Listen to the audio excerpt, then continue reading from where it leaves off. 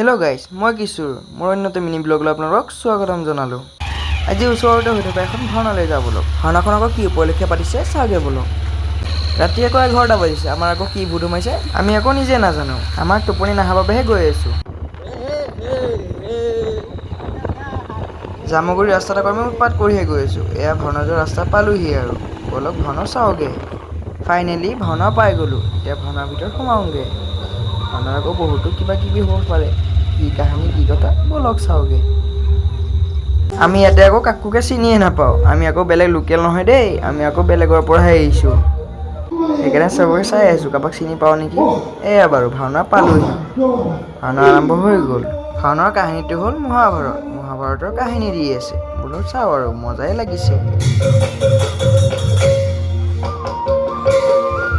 ভাওনা বাৰু শেষ কৰি আহিলোঁ। ইয়াতে আকৌ মৰমৰ জুবিনদাক শ্ৰদ্ধাঞ্জলি জনাইছে। বাই বাই গাইজ, আজি ভিডিঅ'টো ইমানেই। থেংক ইউ ফৰ ৱাচিং গাইজ। পাৰিলে এটা ছাবস্ক্ৰাইব কৰি দিব।